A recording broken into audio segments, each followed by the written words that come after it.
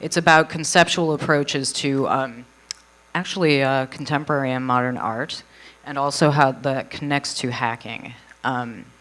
John Cage, improvisation, musical interface design, and gaming technology.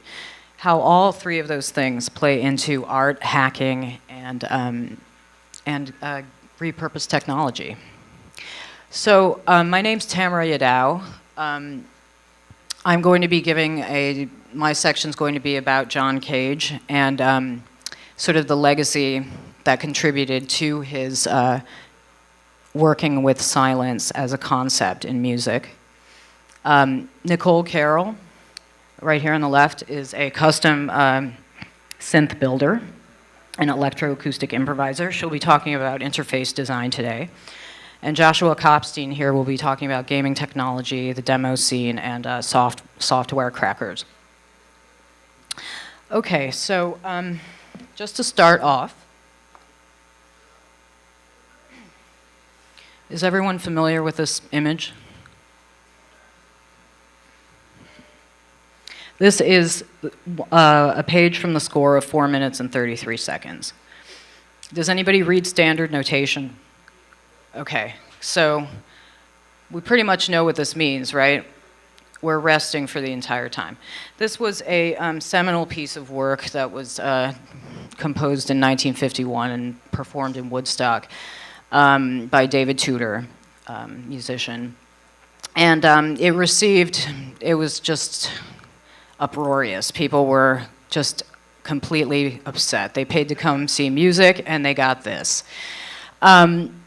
So, having said that, let me move forward to the next slide.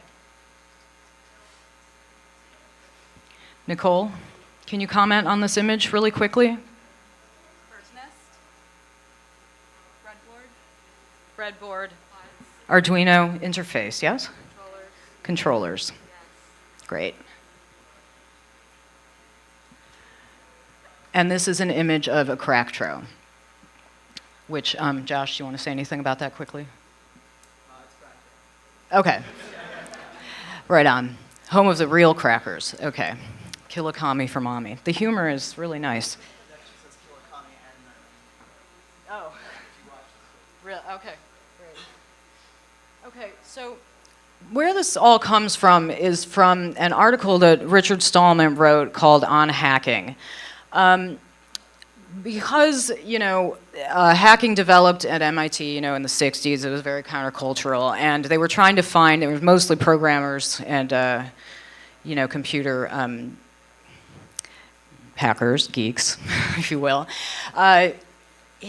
There's been a stigma that's been attached to that term, obviously. So Richard Stallman wrote this article. Are a lot of you familiar with it, actually? Because maybe I can just skip ahead. Okay, all right, good. Really? Hands? Nobody? Okay. Oh, okay.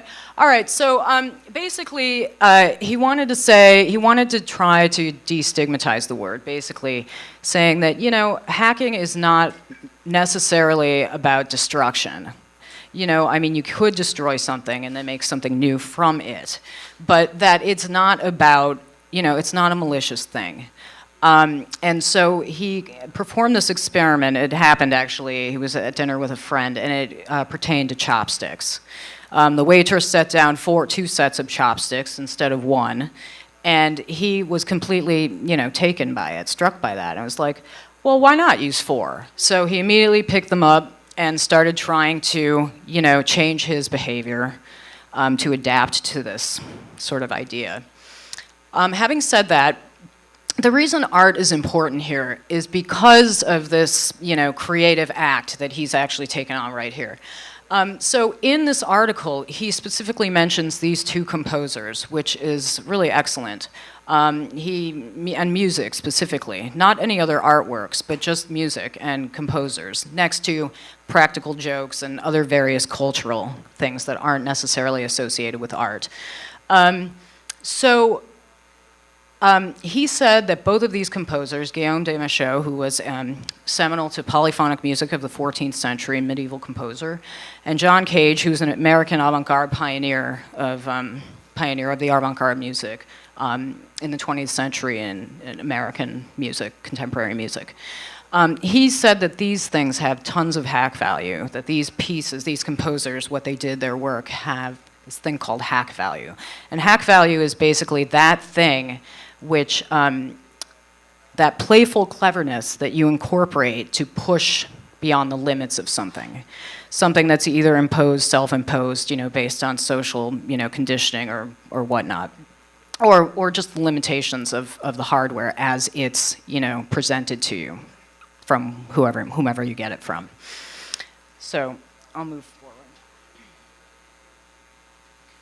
So having said that, I'm going to jump into a little bit of art history here from early 20th century. I'm going to talk about Marcel Duchamp, who is like the grandfather of conceptual art. Conceptual art is sort of like, it's an idea that emphasizes the idea or how an artwork is put together over, the traditional sense of aesthetics and materials that are usually emphasized in more fine arts, just straight fine arts, sculpture, or painting. So it's not really necessarily about the materials, but how the materials are used. Having said that, does everybody know the fountain? Fountain, yes. Very famous work by Marcel Duchamp. That was presented, it was rejected from the Society of Independent Artists exhibition in 1917, which is really funny because he was actually the director of the society. They rejected his work and then he resigned. So let me just show you a picture of that quickly and then I'll jump back. On the left is the fountain, Duchamp himself in the middle, donning his alter ego, Rose c'est la vie, and the bicycle wheel, which is a really beautiful sculpture, actually, but a combination of what you see, stool and a bicycle wheel. So the fountain is signed with R. Mutt, and this was, it's a urinal. So it was very, very important to this idea of repositioning something in a different context, if you will, repurposing that object and redefining its function. Okay.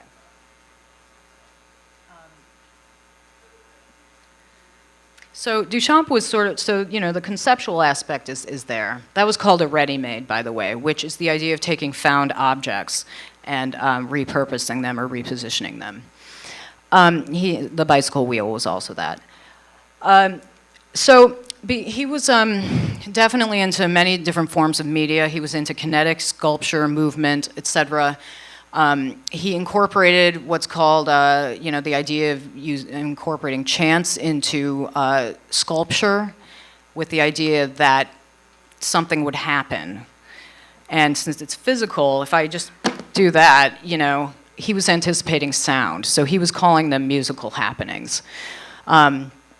Errata Musicale, which was made in 1914 and never finished, is actually an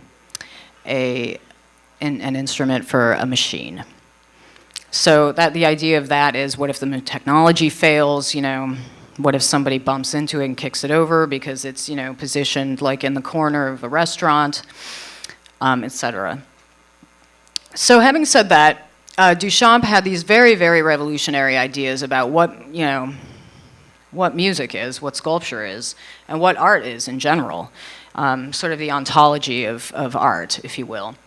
Having said that, John Cage met Marcel Duchamp in the 1940s. Duchamp wanted him to make a composition for something, and he said, well, you don't really make art anymore, but I know you play chess because you started playing chess after you retired from being an artist, so I want you to teach me how to play chess. So that was the beginning of their relationship.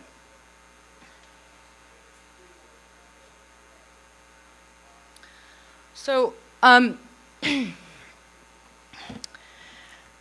once Cage started spending time with Duchamp, he came up with some fairly strange ideas about what music is. So he wrote this piece called The Future of Music in this book called Silence, which is about his lectures and writings. It's at the beginning. It's called The Future of Music Credo. And I'm just going to read you a little bit. I believe that the use of noise to make music will continue and increase until we reach a music produced through the aid of electrical instruments,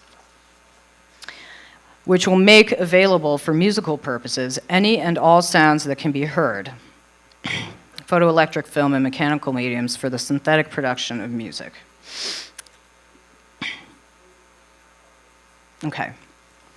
So 4 minutes and 33 seconds is a piece, I just showed you the score, where David Tudor sat down and played it. The reason why this was important, not only because it re-emphasized and repositioned, like Duchamp was repositioning the fountain, it repositioned music as being something that isn't necessarily musical, something that exists on its own in our environment. Because of that phenomenon, it's connected to what's called aleatoric or indeterminate music, which is like chance operations. Duchamp was calling it chance operations because he was dealing with sculpture, but Cage began calling it aleatoric or indeterminate music, which basically just means, the empty music, like the empty score that I opened the talk with, can accept any acoustic events. Okay, so so that there, that's an accepted acoustic event now, even whether or not it was on purpose. And the next person who sneezes is also.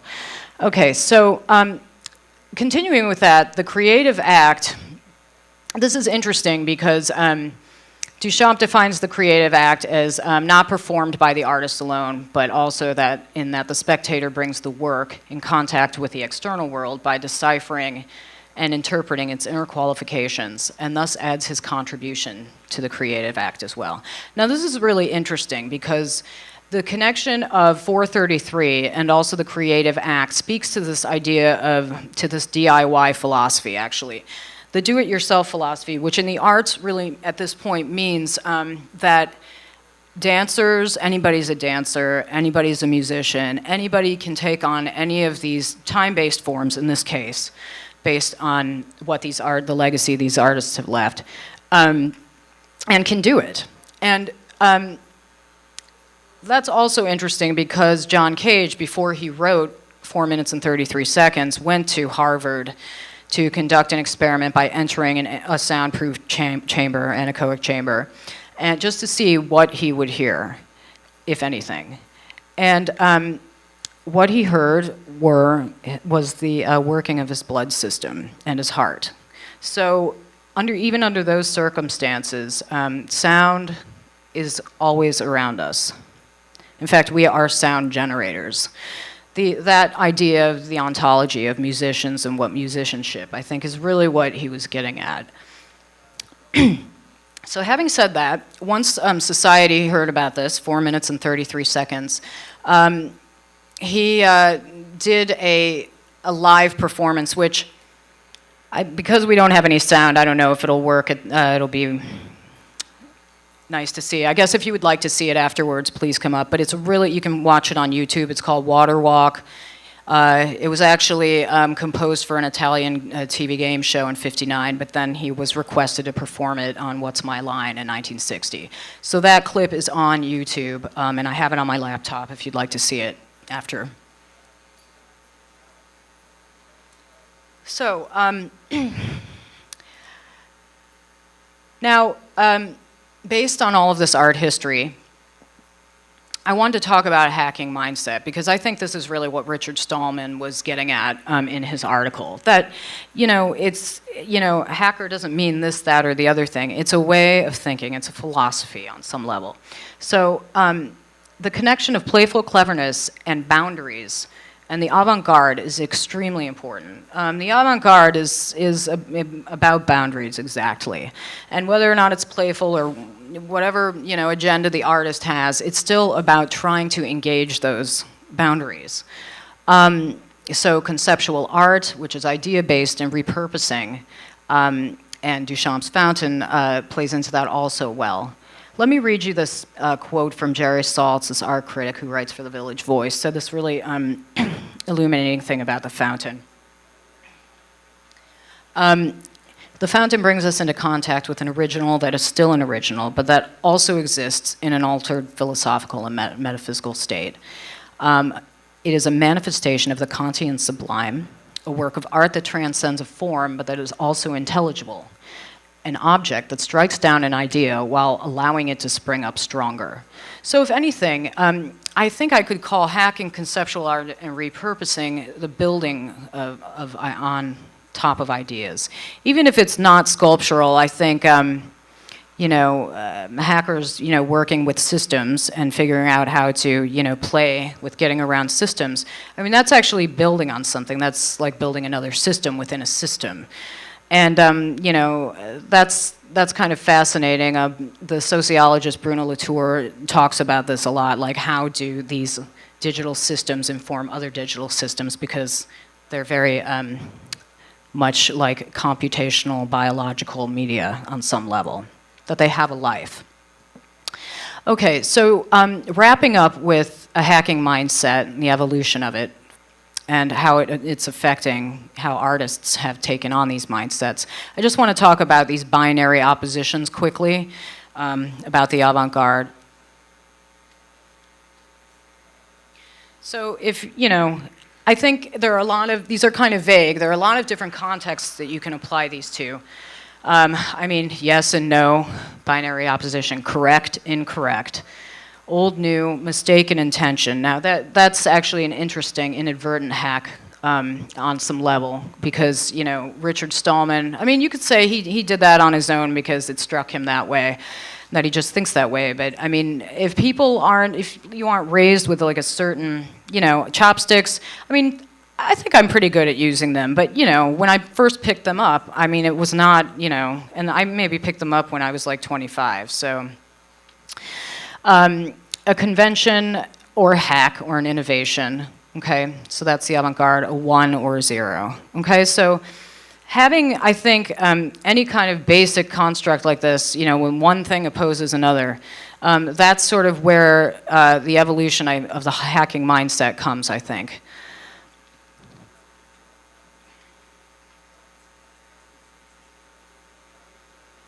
I already talked about this a little bit, but just going back to Cage to wrap up my section, the DIY philosophy and the ontology of musicians and musicianship. What is a musician? And what is musicianship really about at this point? I mean, I could make the argument based on this talk that right now we're all making music at the same time. So I think this is really sort of where I'm coming from. Cage has inspired this talk about the hacking mindset. So thank you very much, and Joshua is going to speak next.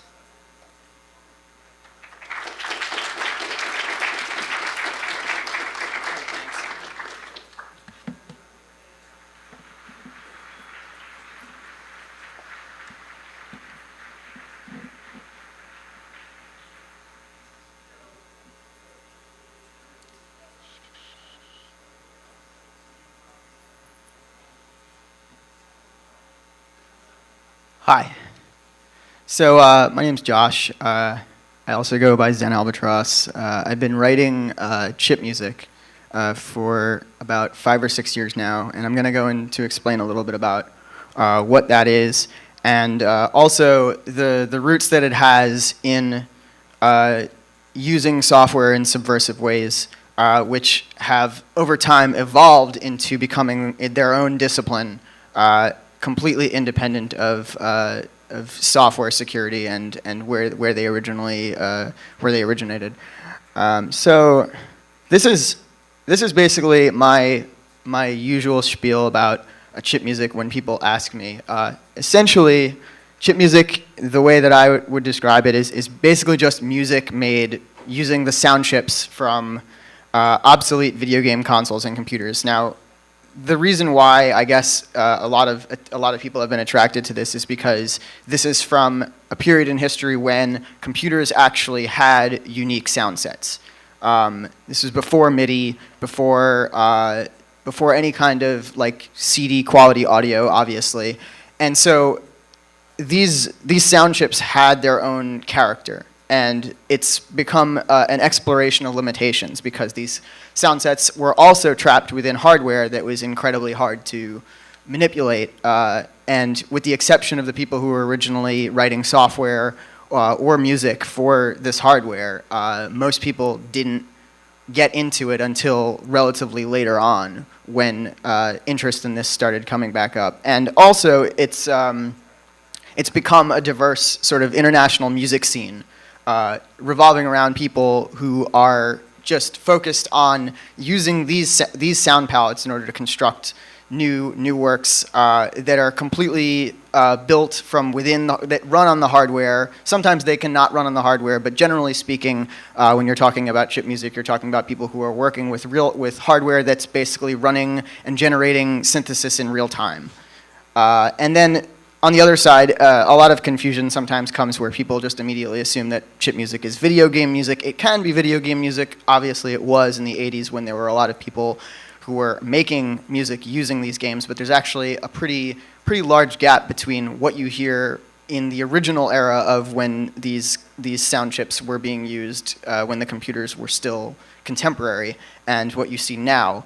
And the difference I'll get into in just a second. And another thing is about it being a genre. A lot of people describe chip music as a genre. I really see it as more of a methodology or a medium because you have no limitations. You have very few limitations, despite the limited hardware, as to what kind of sound you can actually produce from here. I've heard like country western music. I've heard, hip hop. Just beyond the regular scope of just dance music. Although a large portion of it winds up being dance music because that's one of the easiest ways to get into it is by making 4/4 sort of 4 to the floor dance music. It can evolve, and it has evolved into a lot of different other forms as well. So of course, chip music started when these old computers came out and people were making software for them, and people were making music for that software. But if you actually go back to where the actual DIY aspect of people like who are now contemporary chip musicians making this stuff, it actually goes back to when people wanted shit for free because the software market was just starting up in the 80s and it was starting to become a viable commercial enterprise, and obviously people were going to steal it. So when this happened, when it first happened, it was really subtle. This is an early crack, and you can tell because it's really subtle. Aside from the one line that says "cracked by Mr. Xerox," you can't really tell that there's any difference. But the interesting thing is when you start to see a parallel movement evolve out of this, when people start getting more creative with it. This is another one that's actually pretty subtle as well. This just looks like a Miss Pac-Man screen, aside from when you realize that Der Fuhrer was not a computer programmer. But as time goes on, it stops being about cracking software, about how fast can you crack it, or how many quality wares can you have. Is everybody familiar with wares? If you're more interested in wares, there's another talk tomorrow that some of our friends are putting on about art wares for people who are taking digital art and making them to wares and packaging them. But here I'm talking about basically it evolving to be more about how fancy can you sign your name. That's the best way that I can describe it. Where people start concentrating as much, if not more, on the actual presentation of their cracked software than they are on the crack itself. And that's when you start getting into things like the demo scene. And that's where the demo scene comes from. So I'm just going to run a demo on here. Hold on.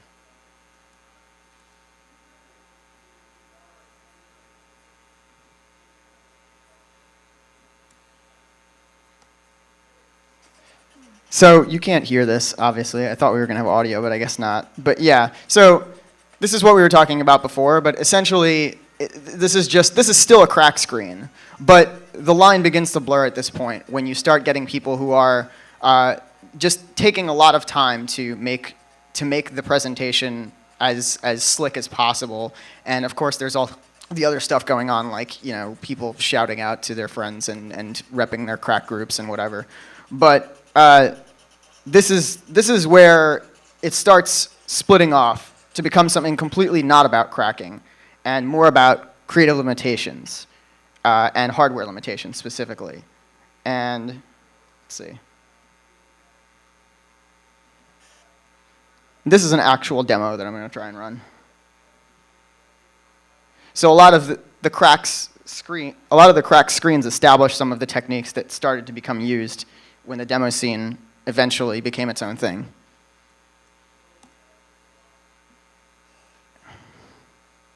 And this is a demo by a group called Booz Design. It's widely regarded as one of the most impressive C64 demos ever released.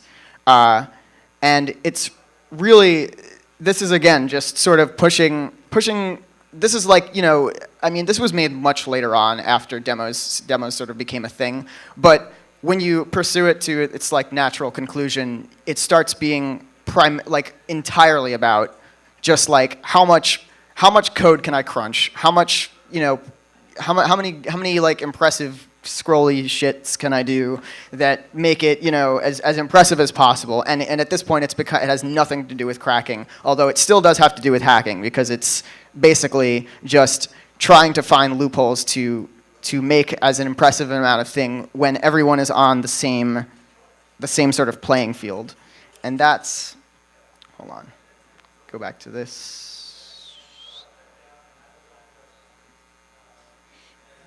Expand this. Yeah, so this is when we get into the demo scene, which is, does anyone not familiar with the demo scene? Okay, a couple of people. So the demo scene essentially was what I was just describing. It was this movement of artists that were, this is of course mostly before the internet, so they communicated mostly through trade shows and meetups, and they traded their demos on diskettes, and basically this was all done through either BBS or you know, IRL through meetups and whatnot. And basically the important thing about this was that the competition aspect that came out of it was because everyone had this hardware and it was all the same hardware. So it was very easy to see who was more skilled and who was not as skilled, because if you're working on a C64, generally speaking, you're working with the same hardware limitations as everyone else. And so this is where it sort of became kind of competitive, but also artistic in the same time, because it involved people using, like what Stallman was mentioning, a creative mindset to approach the computer in order to make something that becomes, in some interpretations, an artistic work. And this is a demo, a very famous demo by a group called Future Crew called Second Reality. If you're not familiar with it, this is pretty much all you need to know in terms of the demo scene. Well, it's not all you need to know, but it's a pretty good example of exactly what the demo scene evolved into at some point. When this demo came out, it like blew people's minds. And so this goes back to these variations on this dogma, which has gotten repeated 1,000,001 times throughout history. And Stallman mentions it in the unhacking piece that we mentioned before, is the idea that hacking is a means of exploring the limits of what's possible. And then the second quote being from Jordan Mechner, who's the creator of Prince of Persia, who I actually saw at a talk that he did at NYU recently. And he mentioned this also, and it was actually kind of interesting because he was talking about how when he made Prince of Persia, although it was sort of a late in the game Apple II software, there's still only 48K of memory that you can use to program this. And some of the aspects of the game, such as the idea that there was this sort of Campbellian confrontation with your shadow self at the near the game's conclusion, were born entirely of the idea that he just didn't have enough memory after he had recorded. I don't know if you actually know about Prince of Persia, so you know how all the movements are like fluid. If you've seen Prince of Persia, you've noticed that like the character animations are really fluid. That's because he filmed his brother jumping and grabbing onto ledges, and then traced over every single frame individually and used that as the character animation. And that took up a lot of memory. And so that sort of Campbellian confrontation that he puts into the game is a direct result of him not having enough memory, and it actually winds up making the game more interesting. So when I got into chip music initially, it was around the same time that I saw this film, and I highly recommend that you watch this film if you ever have a chance. It's called The Five Obstructions, and it focuses on a Danish filmmaker named Lars von Trier who made this film in the 1960s called The Perfect Human. And in the film, basically, his pupil, this guy named Jorgen Leth, challenges him to remake the film 5 times. And each time there's another set of limitations that he has to abide by. And some of the more interesting ones are, for example, that every shot can only be 12 frames long. And then there's another scene where he has to reshoot the entire film in the slums of Mumbai, which is one of the most impoverished areas of the world. And there's a lot of scenes in the original film that make that sort of a very striking image to see one thing superimposed over another. And when I look back at this in retrospect, I realized that this is essentially the cinematic equivalent of hacking. And even though the limitations here are arbitrary as compared to the demo scene limitations, which were technical, I feel like that there's a lot of overlap with those two things. And so now I'm going to go. So this is basically primarily what I use with the way that I got into chip music was through the Game Boy, and so I'm going to use it as an example of the hardware side of things. And so there's a lot of problems and a lot of hacks that you can use to approach those problems when you go into using a Game Boy. The main problem is that there's only four channels of stereo sound, which is the stereo part is actually important. But yeah, the 4 channels are basically 2 pulse wave channels, which are the sort of, like if you think about 8-bit music and you think about those flat tones, that's generally what they are. There's 2 channels of those, and it can do really good melody, but unfortunately it doesn't have a lot of character unless you start manipulating it. Then the 3rd channel is a wave channel, which basically is like a 16-step sequencer like a mini 16-step sequencer that can sample things. But the only problem with that is that although it's good for bass and it can generate a lot of good textures, you only have 3 volume control settings that you can adjust in the tracker at any one time. A tracker, by the way, is the upper right is a screenshot of the tracker called LSDJ, which was invented by this guy, or created, I should say, by this guy named Johan Kutlinski, who is from Sweden, and he made that in about 2000 or 2001. And this was basically the first widely available software that enabled people to make Game Boy music. And so even though there are all these problems with the Game Boy's hardware, over time, and this is what separates the people who started making this music initially for games and the people who are doing it right now, is that people over time have figured out all these tricks, which I think is totally analogous to what you wind up doing, whether you're cracking or just programming or whatever, is that you find ways around things. And so, for example, one of the ways that you can make the sound sort of sound more whole is by creating this echo effect. And it's actually pretty simple when you consider, like, when you think about what an echo is. An echo is something originating in one place and then moving, or seeming to move, to another location and getting softer in doing so. And so if you just approach it like that, you can do that in the Game Boy software by just creating a software instrument that pans from right to left, or from center to left, or from center to right, or whatever, and then making that echo again softer when it repeats. So it's just repeating the same thing, but putting different properties on it the second time. And it's interesting how you can get that to make it seem like you're actually hearing an echo, but you're not. You're just hearing basically a hack. And then the other example would be rapidly shifting the timbre of the pulse waves, so there's like several different widths. I wish I could like give you an example audio-wise, but we don't seem to have an audio jack. But basically, the Game Boy is capable of about 3 or 3.5 actually different kinds of timbres the pulse waves are, and you can shift between them rapidly to generate like a more interesting texture, and so that's another thing. These are just a couple of examples. There's so many different exploits, or whatever you want to call them, that people have found over time to make the sound more interesting. But yeah, in general, it's just thinking about what real sound sounds like, and then sort of taking the limited structure of the software and applying it to make it sound like that. Okay, and so this is basically the conclusion, and it really just sort of touches on a lot of lessons that overlap into chip music and demo scene and hacking in general and programming in general, is that the main idea being that constantly repeated dogma that limitations are powerful, they evoke greater creative output, and that's evident if you look at any kind of example of demo scene or chip music as it stands today as compared to how it was when it started. And then the other thing being, always push your craft to the limit, no matter which of these categories it falls under, and obviously, this is something that a lot of programmers I know are very familiar with, is that the easiest way to do something isn't always the best. In fact, sometimes you wind up getting a lot better results if you approach something that from a much more difficult angle, and then you wind up getting a more interesting result. And then the other thing being about gear. I've never liked gear, but mostly because for a while when I started making chip music, I was really fucking poor. And so I had no gear to work with, but I had a Game Boy. And so I think that limitation of not, sort of splurging and buying a lot of equipment can be really liberating in the end, because you sort of learn to work. There's actually a whole artistic movement that's devoted to that called bricolage, that's involving using materials that are immediately accessible to you.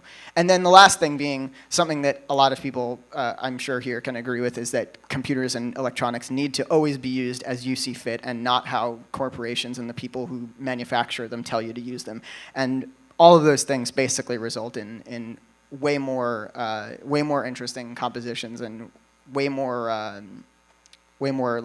just more creativity in general. And so that's about it for me.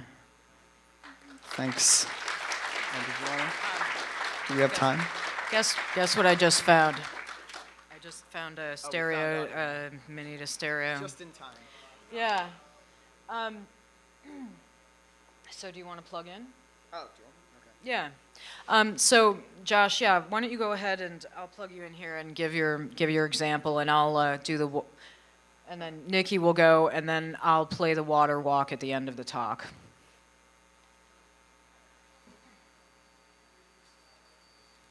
So I wish that there was a better way to visualize what's on a Game Boy screen, but unfortunately the only really easy way to do that is by working in an emulator. And last night I was trying to make that happen, and I just can't. And I did not have a control pad USB thing, and doing it on the keyboard is just so infuriating. So I'm gonna have to do it here, but you can hear the difference in what I'm talking about. So I guess I can try and go back to that interface, just so you know what I'm looking at right now. Yeah, this interface right here. Yeah, so that interface on the upper right is what I'm looking at. And basically, the reason why the Game Boy tracker, so a tracker is essentially just a sequencer. It's a musical sequencer that it has rows and columns, and essentially what you're doing is hex editing when you're working in LSDJ, this program. Because everything is represented by hex values, and the only thing that's confusing about it to anybody looking at it for the first time is the fact that all of the screens are sort of broken up. Not everything is all on one screen like most trackers are. So you need to sort of it's all hierarchical. You need to go from the first screen, which just has a list of hexadecimal pairings, which are just linking to phrases, which are linking to actual measures with notes in them. And so I guess there's no really way of showing you that without a visual type thing, but I'm gonna go in here and just, can you hear that? Can we turn, is there a volume control? I don't think so, actually. We don't have Well, this is all in pointless, thank you very much. Yeah. No, is there a volume control? No, there's No. just two DI boxes, and we don't have a Great, voice. well, you'll have to listen really carefully. Wait, hold on. All right, so that is, if you can hear that, that's a 12.5% square wave. This is the most basic sound that you can ever hear coming from a Game Boy. Now, if you change it to make the width, it's basically the frequency of the waveform that's changing, how frequently it's repeating. So if you make it repeat less often, you start getting different tone. I'm so sorry anybody can't hear that, but does everybody hear difference? Okay, there we go. All right, so again, 12%, 25%, 50%. So you hear that? It's like a change in the actual timbre of the square wave. But the thing that's interesting is when you start cycling that. So the way that you do that is you write sort of a subroutine, which is called a table in LSDJ. And by doing that, you can have these three widths cycle. So that creates a more interesting timbre, but also you can make it not sound like garbage. and do something like this, so that every time it gets hit, I've become really fast at doing this, but apparently not fast enough.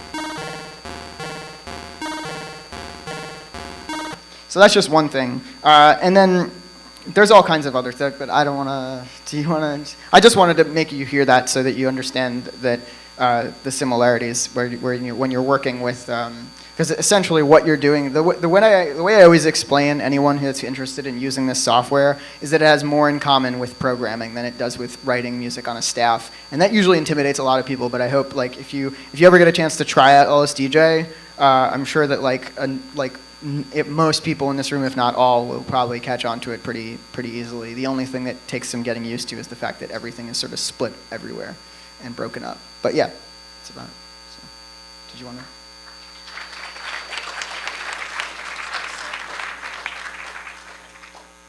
Thanks, Josh. That was great. I just wanted to say a quick word before Nicole comes up here, but there is a chip music concert tonight, actually, downstairs on the first floor in the pavilion of the hotel, which I highly recommend.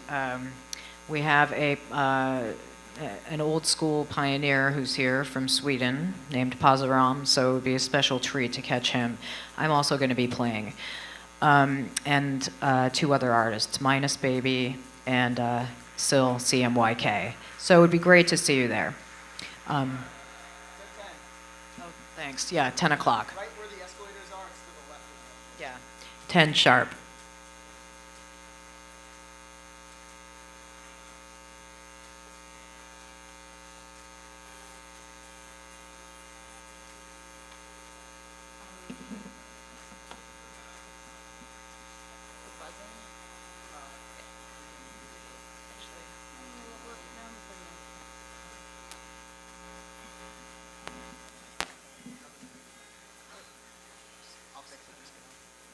Hi, I'm Nicole. I'm going to give you a 5-minute talk on hardware hacking for the musician.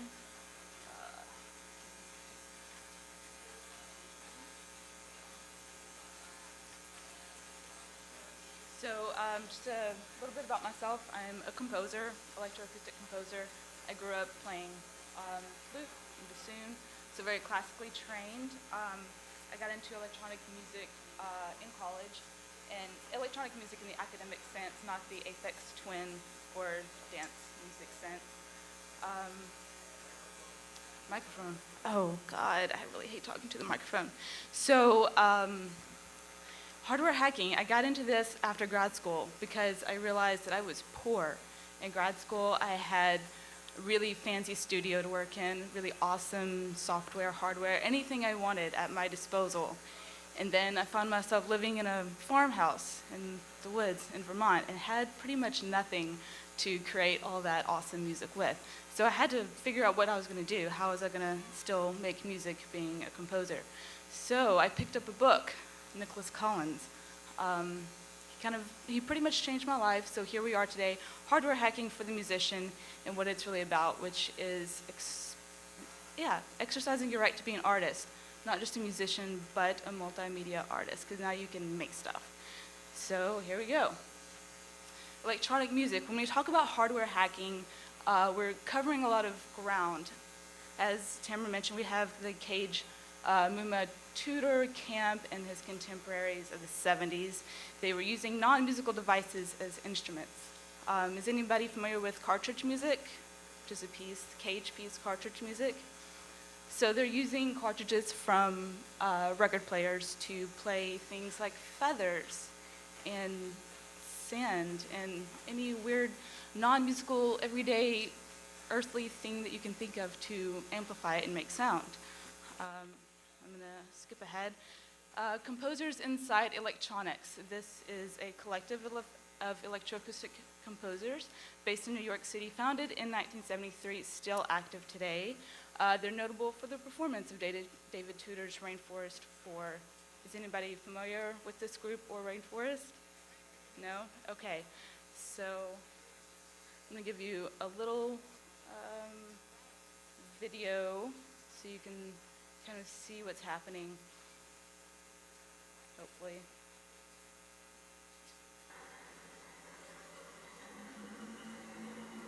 So this group builds these sculptures out of everyday objects. They're using transducers, that's a speaker. The speakers are affixed to these sound sculptures. They are playing sounds through the speakers, and the sculptures are resonating at different frequencies depending on what's being pumped through them. This is a performance last summer, which I had the honor to help install with John Driscoll and Phil Edelstein, who are two active members of this group still here in the city. Does anybody know these guys? So they take this around the world, even though the piece was written in the 70s, and Tudor passed away, I believe, in 1996. They're still keeping it alive, and they, aside from Rainforest, they also perform other works, basically using circuitry that they are building.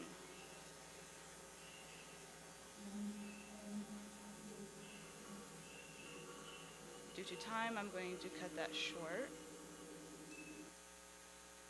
And slide back.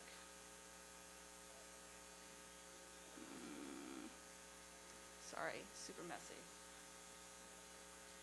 Okay, so our next group, circuit bending. Read Ghazala. So now we're turning non-musical devices into instruments.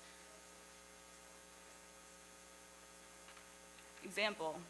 This is Dora the Explorer. She was meant to teach her kid how to speak Spanish and how to say backpack and bananas in Spanish. Pretty cool. Not a musical device. She has some little sound or songs that she sings, but it was meant to be played with, not meant to plug into a concert and make music with. So when we're talking about circuit bending and using turning non-musical devices into musical instruments, this is what we're talking about. And I'll talk more about this in a minute. So next group, with Nicholas Collins, we have creating instruments from consumer electronics. That is your 5-cent digital logic chip. Hi, can everybody see this? This is a box that I built several years ago, and I play it in my sets. As I said, Nicholas Collins wrote the book on hardware hacking, modern hardware hacking, and how to make instruments for yourself, noise boxes that don't cost you as much as a Moog synthesizer, because really, who can afford that? So yes, microcontrollers, we're going to talk more about that in a minute. Microcontrollers, Arduino basing stamps. This is a revolution. Everybody's using Arduino now, I think. It feels like it. Is everybody using Arduino now for something? All right, cool. So now we know, now we're combining coding and environmental sensors, as well as the digital logic chips and all of the other tools that the other guys gave us to create controllers for ourselves.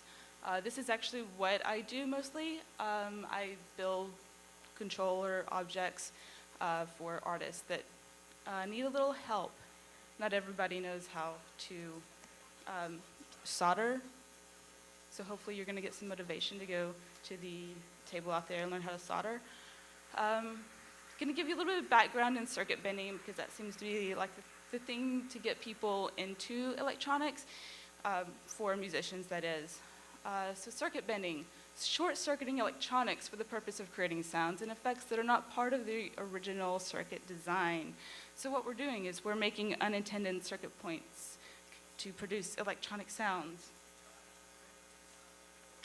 So in this box, there's a lot of extra wires, there's a lot of extra solder points, things that the maker, not Texas Instruments, but the maker didn't intend. They didn't intend for her to glitch out and to mimic Richard D. James, but now we can make her do that.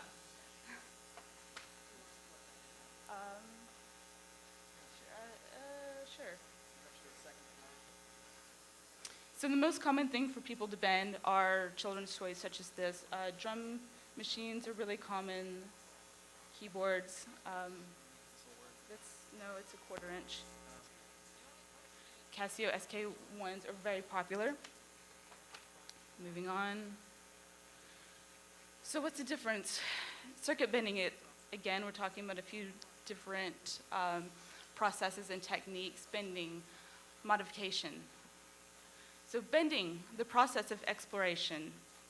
No known outcome. This is much like Cage's chance music. When we're using the I Ching, we have no intentions. We're just going to stick our probes on the contact points and see what happens.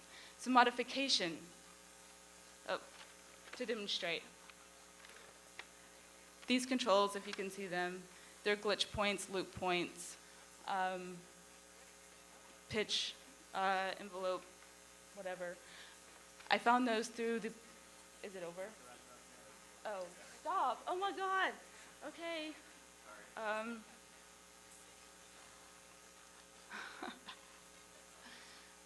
gonna let you read that for 5 seconds. Can I do that? Yeah, we actually got started late because the people before us ran over about 10 minutes.